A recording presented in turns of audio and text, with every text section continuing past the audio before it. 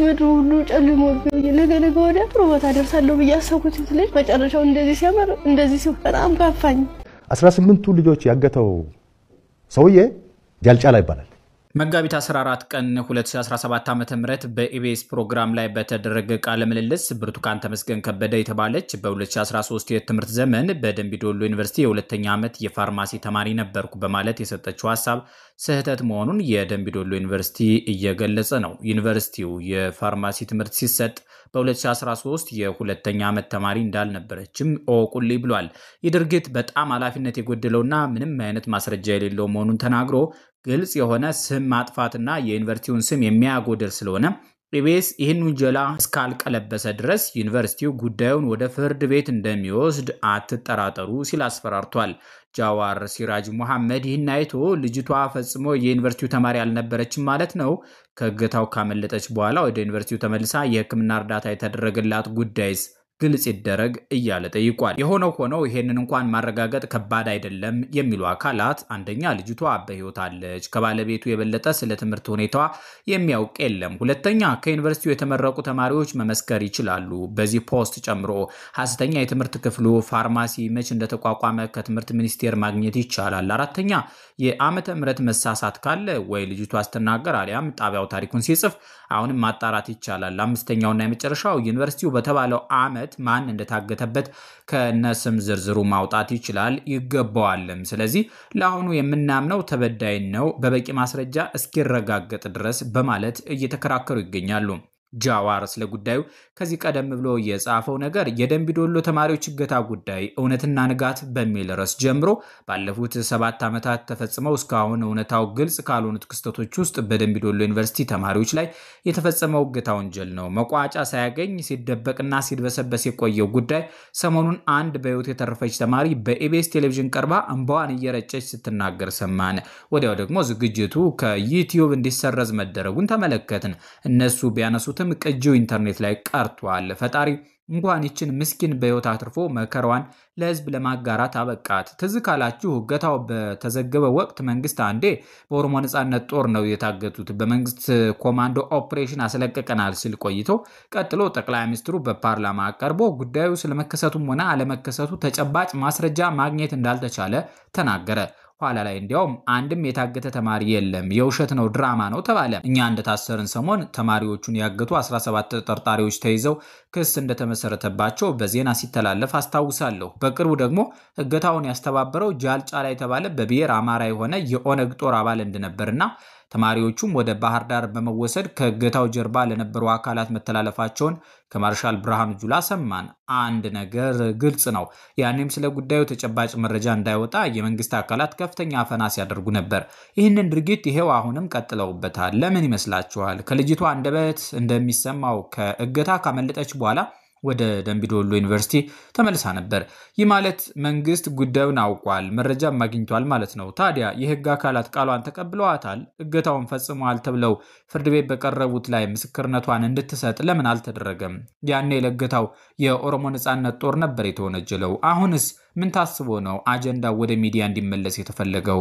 ጣቢያው ይችን ልጅ ከዚህ ረጅም ዓመታት በኋላ እንዴት አገኛት? በማን ትዕዛዝስ ነው ዝግጅቱ ከአየር እንዲወርድ የተደረገው? ለምን? መቼም የመንግስት ዘመድ መሆን የሚታወቀው ይህ ሚዲያ ቀደም ብሎ ግሪን ላይት ሳይደረግ እንዲህ ያለ ስሜት ኮርኳሪ ሴንሲቲቭ ነገር አያሰራጭም። እና ስለ የትኛው ቀጣይ የፖለቲካ ትርፍ ወይም ጦርነት ግባት እንዲሆን ታስቦ ይሆን? ለማንኛውም በጉዳዩ ላይ በወቅቱ ባሰባሰብኩት መረጃ ላይ በመመስረት ምን እንደተከሰተ የደረስኩበትን ድምዳሜ ጉዳዩን ሲከታተሉ ለነበሩ ጋዜጠኞች፣ የሰብአዊ መብት ድርጅቶችና የዲፕሎማቲክ ማህበረሰብ አባላት በማጋራት ተከታትለው እውነቱን እንዲያጋልጡ ተማጽኘ ነበር። ይሄና ሌሎች መሰል ጉዳዮች ወንጀለኞችን ለፍርድ ከማቅረብ ይልቅ የወለጋን ብሎም የሰፊ ኦሮሞ ህዝብ ስም ለማጠልሸት በተደጋጋሚ ጥቅም ላይ መዋሉ ስለቀጠለ የአንድ ምዳሜን በሚቀጥለው ፖስት አጋራለሁ እያለ ይቀጥላል። ኤልያስ መሰረትም ከደምቢዶሎ ዩኒቨርሲቲ መግለጫ በኋላ ጉዳዩን ለማስተባበል የተሄደበት ርቀት እንደ ሀገር የገባንበትን ዝቅጠት ያሳያል። ማስተባበያው ወጣቷ የዩኒቨርሲቲው ተማሪ አልነበረችም አይለንም። ብቻ ዩኒቨርሲቲው የፋርማሲ ትምህርት ሲሰጥ በ2013 የሁለተኛ ዓመት ተማሪ እንዳልነበረው ይገልጻል። ብሎ ለጭብጡ አላስፈላጊ የሆነ ነገር መዞ ክስ ለመመስረት ይዝታል። ለመሆኑ እንደ ተቋም ተማሪዎቹ ሲታገቱ ምን አደረገ? ኢቢኤስ ላይ የተደረገው ማስፈራራት ሳይ ትዝ ያለኝ አንድ ዜና በወቅቱ ለአሶሲኤትድ ፕሬስ ጽፍ የደረሰብኝን ወከባ ነበር። አንዴ የታገተ ተማሪ የለም፣ ሌላ ጊዜ በሙሉ ተለቀዋል፣ ቆይተው ደግሞ 6 ብቻ ነው የቀሩት እያሉ ጉዳዩን ሲያምታቱ የነበሩት የመንግስት ባለስልጣናት ነበሩ። እኛንም ቢሮአቸው እየጠሩ ዜና መስራት እንድናቆም ሲጠይቁ ነበር። አሁን ጉዳዩ ቆይቶ ለህዝብ ሲደርስ ደግሞ ሌላ ማስፈራሪያ። በዚህ አካሄዳቸው ልጅቷንም ሊያስፈራሯት ይችላሉ። ስለዚህ በቅርብ እንከታተላለን፣ ልጅቱን ለማገዝም እንቅስቃሴ እናደርጋለን። እስካሁን በስልኳ ለማግኘት ያደረኩት ሙከራ አልተሳካም። በነገራችን ላይ የገታ ዜና ሰልችቶን ዜና ሳይመስለን የምናልፍበት እጅግ አሳዛኝ ሁኔታ ተፈጠረ እንጂ በየሳምንቱ የሚታገቱትም ጣፈንታቸው ይሄው ልጅቷ ነው። ባለፈው ሳምንት ብቻ 2 ሙሉ አውቶቡስ ህዝቡ ታግቷል፣ የ2 ዓመት ህፃን ልጅን ጨምሮ። በቃችሁ ይበለን ሲል ጽፏል። ያ ጸጋዬ ያ ሎሬቱ በቴዎድሮስ አፍ ሲናገር የንጉሱን የቴዎድሮስን ምሬት ኢትዮጵያን በመውቀስ ሲዘረዝር ከዚህ ሌላ ትዝብቱ ረሽ ሳይነጋ እንዳስመሸሽብኝ ጊዜና ትውልድ ይፍረደን፣ ሳልነቃ እንዳስረፈድሽብኝ ያም ሆኖ ለራስሽ እንጂ ለኔ ከቶም አታልቅሽ፣ አንቺ ነሽ እምባ የምትሽ ይላል ጌታ ታፍዘር በፌስቡክ የደምቢ ዶሎ ዩኒቨርሲቲዋን ታጋች ልጅ። አንቺም መጣሽና አደባባይ ወጣሽና ታዘብሽን አይደል? እናቱ ፈጣሪ በደልሽን ይቁጠርልሽ፣ ልብሽን ይጠግንልሽ፣ ሐዘንሽን በደስታ ይተካልሽ እንጅማ እምባማ የሚገባው ለኛ ነው። በቁም ለሞት ነው። ያንቺና የጓደኞችሽን ጥቃት ሰምተን ዝም ላል ነው። ላውሬ ተተናችሁ ለተኛ ነው። አሁን ደግሞ ያዞምባ ለምናነባው ማልቀስ ለኛ ነው ይላታል። አነጋጋሪ ቪዲዮ ከኢቢኤስ ቴሌቪዥን የዩቲዩብ ገጽ ላይ ቢወርድም በኢትዮጵያ የማህበራዊ ትስስር ገጽ ተጠቃሚዎች ገጽ ላይ መወያያነቱ ቀጥሏል። አንዱ ተነስቶ እነሆ ስለ ቀነኒ ሲያለቅሱ የነበሩ አይኖች የእንባ ከረጢታቸው ደርቋል፣ እነሆ ስለ ቀነኒ ፍትህ ሲጠይቁ የነበሩ አንደበቶች ተለጉመዋል፣ እነሆ በሴቶች ላይ ስለሚደርሰው ጥቃት በብስጭትና በቁጭት ሲጽፉ የነበሩት ሁሉ ዝምታን መርጠዋል። ከቶ እነዛ አይኖች ስለምን ደረቁ? እነዛ አንደበቶች ስለምን ተለጎሙ? እነዚያ ተንገብጋቢዎች ስለምን ዝም አሉ ብሎ የሚጠይቅ ካለ መልሱ አንድና አንድ ብቻ ነው እያለ ይጠይቃል። ከዚህ ዝግጅት ጀርባ ሆና መደነቅ የተቻላት ሴት ሉላ ገዙ ትባላለች። የኢቢኤስ ቴሌቪዥን የመዝናኛው ዘርፍ እንቁ ናት። ደራሲው አሌክስ አብርሃም ሉላ ገዙ የምትባለው የኢቢኤስ ቲቪ ሆስት በግል ባህሪዋ ደስ ትለኛለች። የተረጋጋች ነገር ናት። ከውጫዊ ውበቷ በላይ ትህትናዋ የሚታይ ቲቪ ላይ ሳይሆን ዕቁብ ማህበር እድር ላይ የማውቃት አይነት ጥሩ ጎረቤት ትመስለኛለች። ግን ኢቢኤስ የሚባለው ቲቪ ለምን እንደ ዱርዬ ጎረምሳ ከፕሮግራሞቿ በላይ ከኋላዋ እንድናያት እንደሚታገል አይገባኝም። ታዘባቸዋል። አዲስ አበባን የአፍሪካ ህብረት መቀመጫ እንደሚሏት ኢቢኤስም ሉላን ዋና መቀመጫው አድርጎ ነው የሚያስባት። አጋጣሚ ነው? የስራው ባህሪ ነው ካሉ ሌሎቹን ሆስቶች ወይንም ሰይፉን ለምን ከኋላ አይቀርጹትም? ለምሳሌ ሰይፉን አሳይተውን ካለማወቃቸው ብዛት ከኋላ ጸጉር ሊኖረው ይችላል እኮ ብዬ እያሰብኩ ነው።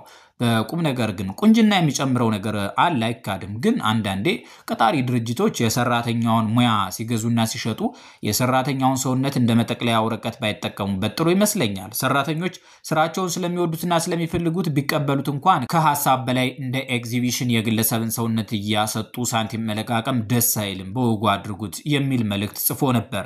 ሰሞነኛዋ የታጋቿ ቪዲዮ ከወረደ በኋላ ግን ራሷ ሉላም እንዳትታሰር የሚሰጉላት አሉ። ምናልባት ነገርዮሹ እንደ ተራ ሳንቲም መለቃቀሚያ ወሬ መስሏት ፊልም ሰርታ እንዳይሆን እየተባለም ይገኛል። ለሉላ ገዙ እንዲህ ያለ አድናቆት የጻፈው ደራሲው አሌክስ አብርሃም ለሰሞነኛዋ ታጋች ተብላ የቀረበች ልጅ ማመሳሰያ ይሆናል ያለውን ታሪክ በሳምንት አንዲት ሴት ለማናውቀው አምላክ በሚል ርዕስ እንደሚከተለው ያስነብበናል።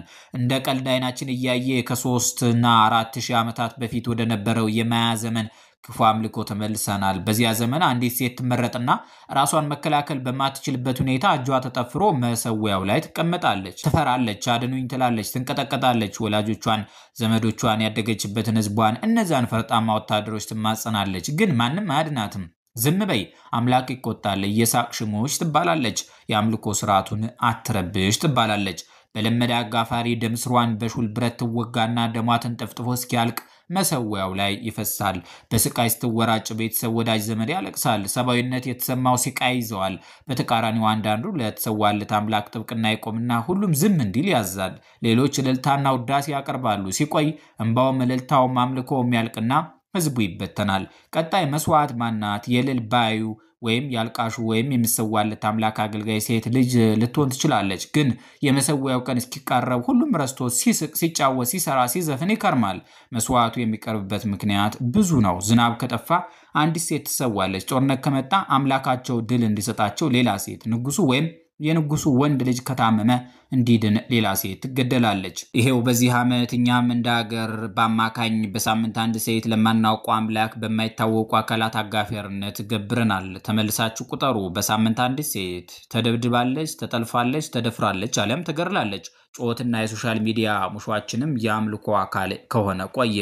አናውቅም ነገ የማንኛችን ልጅ እህት፣ እናት መሰዊያው ላይ እንደምትቀመጥ። መስዋዕቱ ወንድም ሊሆን ይችላል። ደም ጾታ የለውም። በደል ጠንካራ መከታ የሚሆን ማህበረሰብ እስካልተፈጠረ ድረስ ደካሞች ላይ ሰይፏን እየመዘዘች ትቀጥላለች። ከድርጊት የተለየ ለቅሶም ይሁን ከንፈር መምጠት አምልኮን ከማድመቅ ያለፈ ሚና አይኖረውም።